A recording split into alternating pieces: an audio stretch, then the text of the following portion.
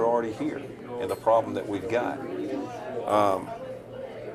I don't think, I'm not an advocate of putting everybody on a bus and sending them back, and here's why. A lot of the illegal immigrants that are here have had children, they've had offspring. Well, there's your problem. Now you've got American citizens that are children that would be uprooted from their families, or their mother and father would have to go back. I think that's inhumane, okay?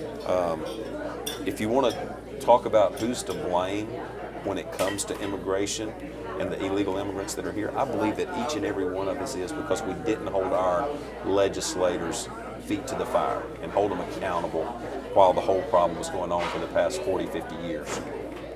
Okay, and besides adding 1,000 more Border Patrols, what other ways will you empower the Border Patrol to do their job? Because I know I've had the chance to talk to several of them, and they tell me like they're not allowed to be within like 1,000 feet of the fence, and they're not allowed to shoot people now if they don't have a gun on them. And the cartel is coming over and they're throwing rocks at them, which can do a lot of damage and hurt them. So what's your plan to help empower them to do their job? Well, I'm going to empower them to do their job. First and foremost, as president, we got to protect the people of the United States, okay? And you know, the recent video, I don't know if you've seen it, with the drug cartel in Mexico where they beheaded 4 women.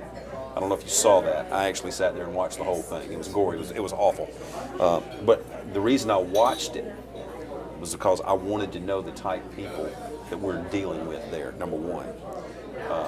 We will do everything in our power to stop them, to stop the cartel. And one way as president that I will empower them is send a clear message by giving a full presidential pardon to agents Ramos and Campion, okay? Because they have felonies on their record right now. They actually served in prison back when Bush was in office. I will give them a full pardon, and then I'm going to ask them if they'd like their job back with a raise. And I think that sends a great message, not only to those 2 families, but also to everyone that serves in that capacity. Yeah, okay, let's talk a little bit about the military now that we're talking about protecting the country. Because the VA, for instance, I know they've been having a lot of problems. Some people have died. They said they're understaffed. Right. They don't have all the right materials. What is your plan to help veterans out? Well, and let me just say this, that is at the forefront of my plan, is to help our veterans and to help our military personnel. As a gentleman that served myself, okay, briefly, well, thank you, and thank you, Colleen. But I'm no hero. I was in briefly, okay? I did not have to serve overseas, but a lot of my friends did. Some of them didn't come back. What I will say is this: whatever our military needs to stay on the cutting edge, to stay the #1 military force in the world, I am going to push that they get that. The Joint Chiefs, okay, which are experts in their field, whatever it is that they need, we need to give them. And here's why. As president, I have to protect the people of the United States, okay? So we've got to protect them by having a strong military. 2 things deter war: a strong military and a strong economy. So we've got to have the strongest military. Now, let me ask you a question. You probably know, because your father served in the Air Force, that the United States Air Force is the largest Air Force in the world. Did you know that? Yes, sir. Do you know what the #2 Air Force is? No, I don't. U.S. Navy. That's exactly right. Some questions for the military. The military, as far as being a superpower for our military is great, but the VA is a whole different system.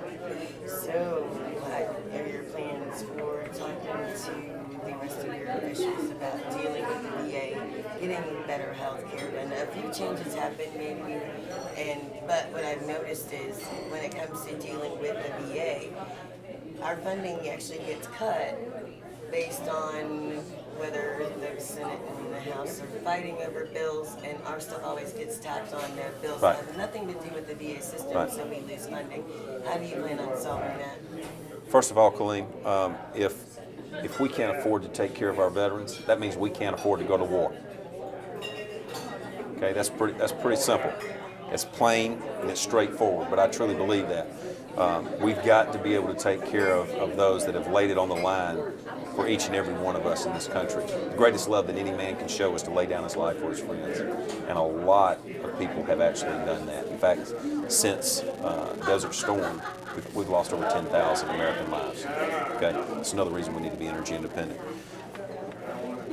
As far as the VA is concerned, my plan is to double the number of people working in the VA so that now our veterans can have their claims heard in a timely manner, number one. We've got some great people working in the VA, okay?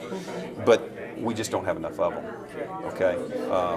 Number two, I would like to see health care free for our veterans anywhere in the country, not just VA centers, but any health care facility. Okay, and then once that occurs, then we'll take our VAs and we'll transition them into PTSD centers. That would actually open it up a lot. That's a good idea. So it would open up a lot, and then our system won't be so bogged down. Right. Right now, you can, if you are a veteran eligible for veterans benefits at your VA hospital, because there are people who are not, even though they serve really well. They're in that long waiting list and to get in to actually see a Right. doctor, which is not good. So if it actually gets opened up for all hospitals, that would alleviate some of the pressure that you're going Cool. to get. All right, I want to go on another subject, sir. On the Keystone Pipeline, do you oppose that or are you against it, and why? Because I think it would bring a lot of good jobs and be a start to help boost our economy. Where's your point or stand on that? Mainly, it's going to bring jobs to about 30,000 people that are going to actually build it. Okay, but besides that, I don't believe it's going to bring that much to us.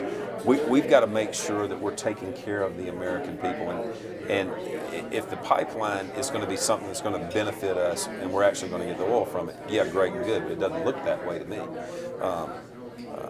If it's just temporary jobs of actually building it, I don't see where that's really helping this country. What I will say is this. By pushing to be completely energy independent and going back to the American system, okay, in the American system with the tariffs, of course, but also in the American system was to actually have the government help take care of transportation, okay, or energy as well. So with that being said, you know, you probably don't have very many companies out there that are willing to invest $50 billion or more in the technology that is there to harness the energy from the ocean waves, let's say. I'm using that as an example.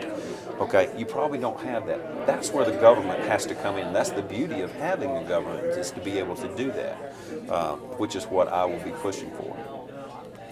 On a different topic, I Yeah. have one. This is more recent with the racial tension that's going around in the country right now. How do you think that you're going to get through it any better than any other president? Because the racial tension has gotten really, really high, especially with all the shootings and the things happening with the police and things like that. I come from a mixed background on the issues of the different shootings that have occurred with Right. police. Some things I can see where it's justified, some things I see as being unfair.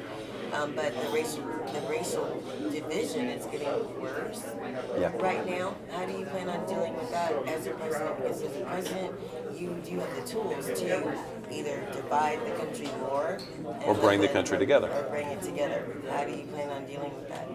First and foremost, I'm probably the only presidential candidate that you are going to find in 2016 that has actually spoken and walked in a Stop the Killing rally in March. And I did that just last month. Spoke on right in downtown Phoenix. There was a huge crowd there. There was probably about 1,000 people there. And then marched downtown to stop the killing. And yeah, I understand that we've got a problem with our police. And let me just say this. Back in the mid-90s, okay, we thought that putting 50,000 more police officers on the street was the answer to deter crime. But really all it did was create mistrust or a lack of trust with the American citizens and the police officers across this country. Instead of putting more police on the street, I believe that we need to get the people off the street and back to work in the factories, okay, by bringing those factories back to this country. But as far as the racial divide is concerned, you can talk the talk, but if you can't walk the walk, then you need to shut up, okay? And if you look at my career, and if you look at my family, I believe that I don't just talk the talk, I really do walk the walk as far as bringing people together from all walks of life. And I believe that whether you are black or white, Hispanic, Asian descent here in this country, I believe that that is going to sound out loud and clear, especially as we keep going through this campaign process.